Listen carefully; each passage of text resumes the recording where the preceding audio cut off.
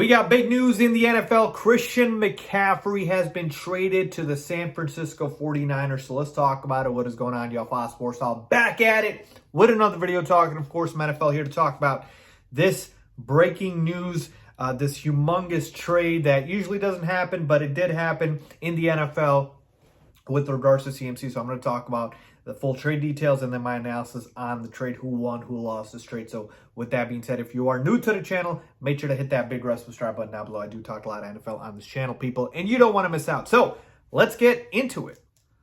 All right, let's talk about the compensation and the full trade details first and foremost. So the 49ers are getting Christian McCaffrey, and in exchange, they are sending to the Panthers the following.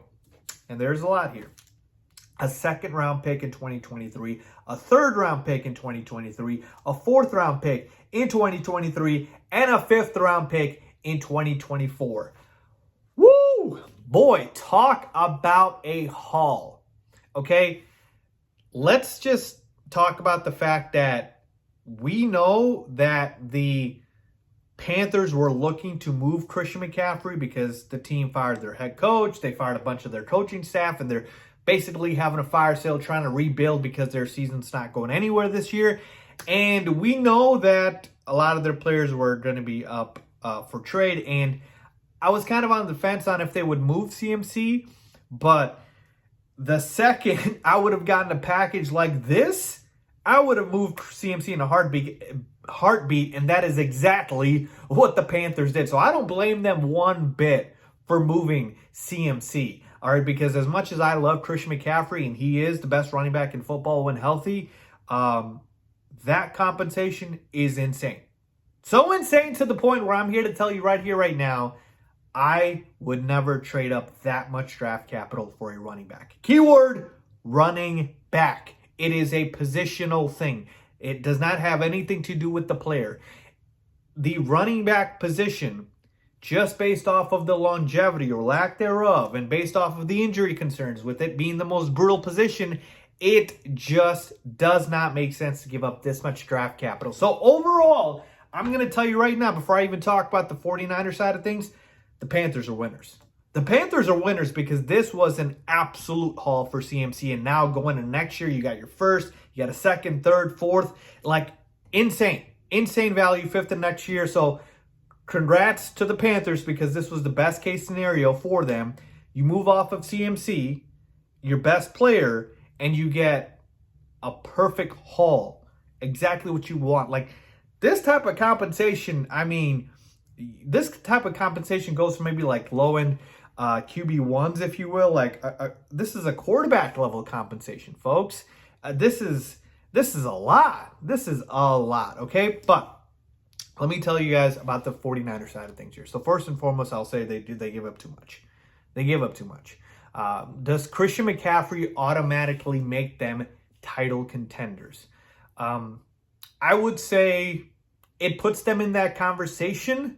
Does it propel them all the way to the top? Am I ready to put them over the Bills, over the Chiefs, over those teams? No, I'm not willing to do it. And that's the reason why I'm saying to you guys, I believe the Panthers came out winners in this one because CMC makes the Niners absolutely a better team, right? Like their skill level players right now are insane with Christian McCaffrey, George Kittle, Deebo Samuel, and Brandon Ayuk is good as well. Like their skill level players are insane, but CMC doesn't put them over the top. It makes them a very formidable team, a very strong team, a very, very, very tough out, and they'll probably make the postseason, of course. But to me, it does not make them the title favorites. And more so, CMC has been a bit injury prone the last couple of seasons. You want to make sure that he stays healthy.